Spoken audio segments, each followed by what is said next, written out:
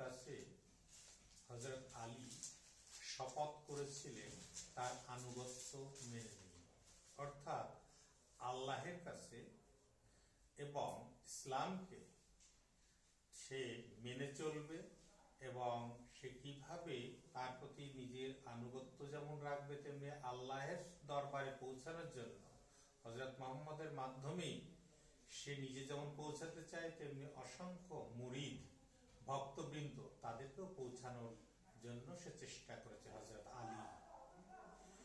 এই ধারা অনুসারে পরবর্তীকালে প্রবাহিত হচ্ছে সুফিবাদ। সুফিবাদের দুটো ধারারই মূল বৈশিষ্ট্য হলো আল্লাহের প্রতি বিশ্বাস, আল্লাহকে মেনে নেওয়া এবং তিনি সমস্ত মানুষের মধ্যেই আছেন, এই ধারণা। কিন্তু পরবর্তীকালে দুই ভাগে বিভক্ত হয়। কিরকম? এক ভাগ হচ্ছে যারা এই আল্লাহ এবং ইসলামের নিয়ম কঠোরভাবে মেনে চলা, সেটা একটা। আর একটা মনে করেন না, ভক্তি, প্রেম, ভালোবাসার মাধ্যমেই মেনে চলা। একদল তারা হজ করতে চায় না, নামাজ পড়তে চায় না, তারা শুধু প্রেম, ভালোবাসা, ভক্তি দিয়েই আল্লাহের কাছে পৌঁছাতে চায়। এটা একটা।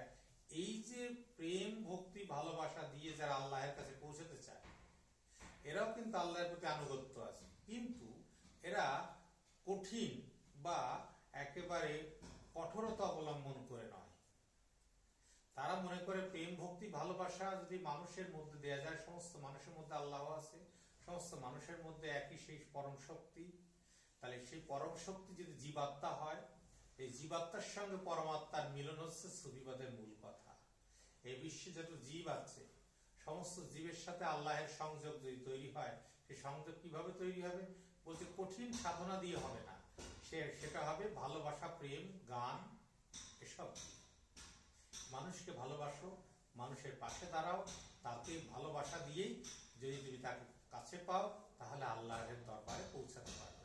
এটা হচ্ছে সুফিবাদের একটা বড় অংশ, জনপ্রিয় অংশ, এবং এই ধারাতেই মানুষ বেশি বিশ্বাস করে।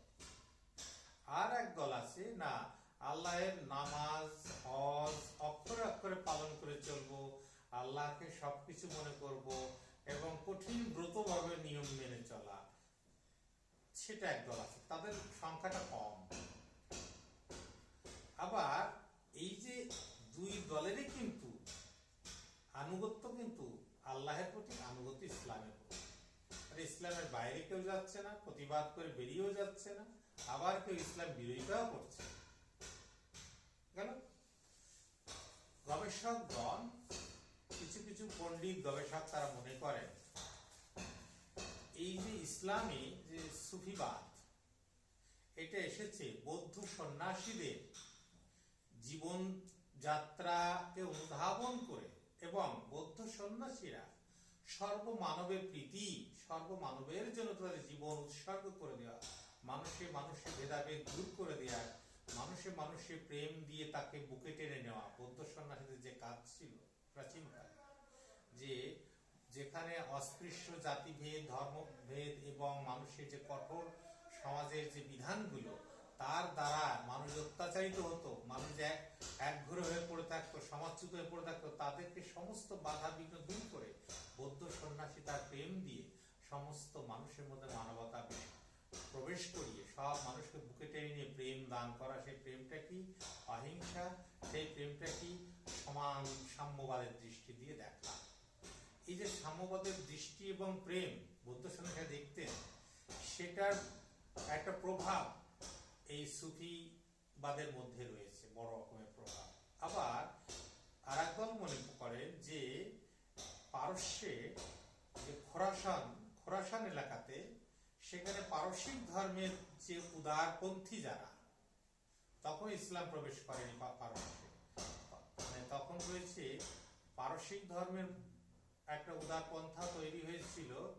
যেমন আবেস্তা লেখার পর জরাথুস্ট্রের সময় একেশ্বরবাদ, এই জরাথুস্ট্রের অনুগামী যারা প্রেম, ভক্তি, ভালোবাসাতে নিরাকার ঈশ্বরের কাছে পৌঁছানো, তার একটা প্রভাব পড়েছে এর উপরে। কিন্তু আরেকদল মনে করে খ্রিস্টের বাণী সর্বত্র প্রচার করার জন্য সমস্ত মানুষের প্রেম, ঈশ্বরের পুত্র হিসাবে তার কাছে পৌঁছানো, যীশু খ্রিস্টের বাইবেলের যে বাণী সেটার উপর একটা ভিত্তি করে এই সুফিবাদের জন্ম হয়েছে। সুফিবাদের যে নিয়মতন্ত্র, এটা আমি পণ্ডিতদের গবেষকদের কথা বললাম মাঝখানে একটু। সুফিবাদের যে নিয়মতন্ত্র, অর্থাৎ সুফ মানে কোথাও পশুর লোম, আবার কোথাও কাঠ, অর্থাৎ সমাজ সংসারের মোহ মায়া ত্যাগ করে সে শুধুমাত্র পশমের বস্ত্র পরিধান করবে, কাঠের উপর সে শয়ন করবে এবং আল্লাহের কাছে নিজেকে সমর্পণ করে দেবে। সমস্ত জীবের প্রেম, সমস্ত মানুষের প্রেম, কিন্তু আল্লাহের আনুগত্য, কোরআনের আনুগত্যকে মেনে নিয়ে, এটা হচ্ছে সুফিবাদের যে ধারা। অর্থাৎ গবেষকের দৃষ্টি হচ্ছে বৌদ্ধ সন্ন্যাসীদের জীবনযাত্রা, পারস্যের যে জরাথুস্ট্রবাদীদের জীবনযাত্রা এবং বাইবেলের যে পরবর্তীকালে যে যিশুর যে ভক্তগণ, শিষ্যগণ, তাদের যে জীবনযাত্রা, তাদের যে বাণী, এইটা হচ্ছে গবেষকদের এই জিনিসগুলো খুঁজে পাচ্ছে। যেহেতু গৌতম বুদ্ধ হযরত মুহাম্মদের চাইতে প্রায় 1000 বছর আগে জন্মেছে, যীশু খ্রিস্ট প্রায় 600 বছর আগে জন্মেছে এবং জরাথুস্ট্র তার সেই রকম সময়ে জন্মেছে, সেক্ষেত্রে অনেক পরে হযরত মুহাম্মদের জন্ম, ইসলামের জন্ম।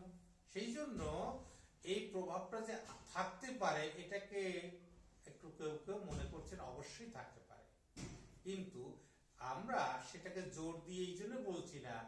যদি কেউ মনে করে যে এর প্রভাব নেই, আমাদেরটা মৌলিক, তাহলে আমরা এটাকে জোর করে কিছু বলতে যাব না, কিন্তু গবেষকদের এটা দৃষ্টিভঙ্গি। ঠিক আছে? অর্থাৎ আমরা দুটো পথই দেখলাম। আবার কোথায় সুফিবাদের কোথায় বেশি প্রচার এবং প্রসার?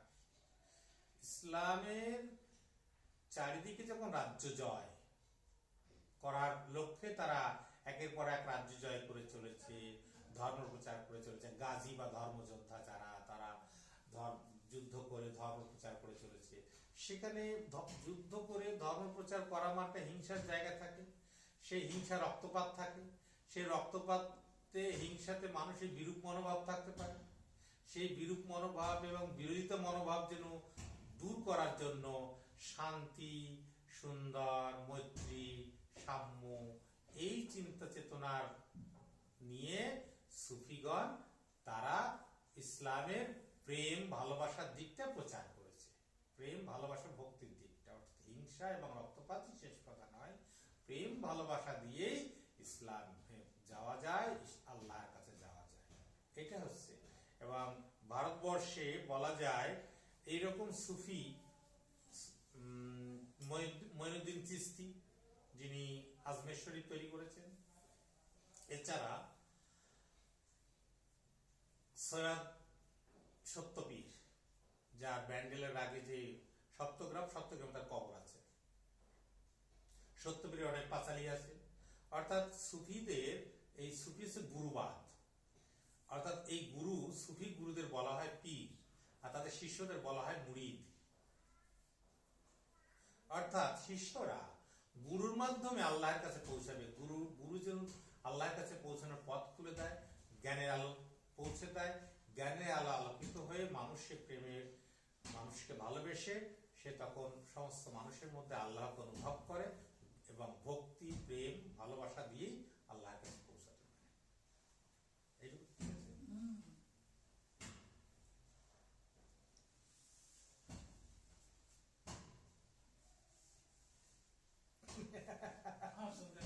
আর সেই কারণে আমি আপনাকে, আপনি যা প্রশ্ন করেন আমি বলে দিই, ঠিক আছে, বলে দিচ্ছি। ছাত্র বলছি না, এটা বলার দৃষ্টতা আমার নেই। ওই তো ওখানে দাঁড়িয়ে দিলাম ওই নিয়ে, হ্যাঁ, রীতিব্রত সেই অবস্থায় বলে গেছে, অপ্রস্তুত। পরে খবর পেলাম আর কি, যে আয়োজন করেছে তার মুখে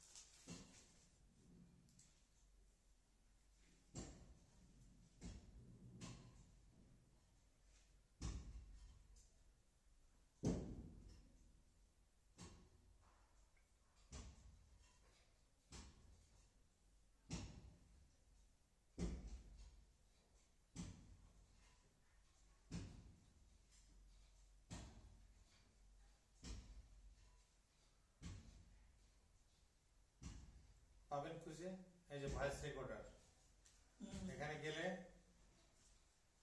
লিস্ট কোথায় পাবেন আপনি? এখানে লিস্টটা না, সেদিন দেখিয়ে দিয়েছিলেন আমাকে।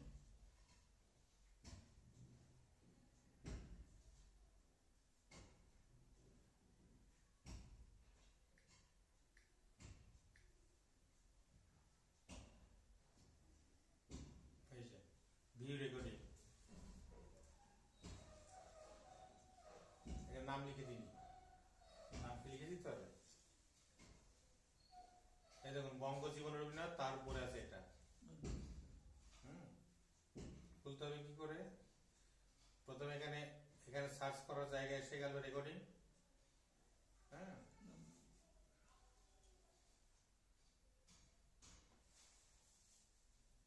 একটা এই জায়গায় ভয়েস রেকর্ডিং। এটা তো হচ্ছে, এটা তো ভয়েস নতুন করতে গেলে, আচ্ছা আচ্ছা আচ্ছা আচ্ছা আচ্ছা। আপনি দেখতে গেলে মাই সার্চ ফাইলস, মাই ফাইলস। হ্যাঁ মাই ফাইলস দেবেন, দেখি বের করে দিন। অডিও ফাইল, অডিও, মাই ফাইলে গিয়ে অডিও, অডিওতে গিয়ে এই যে ভয়েস রেকর্ডার, তার একটা নামটা লিখে দিলেন আপনি।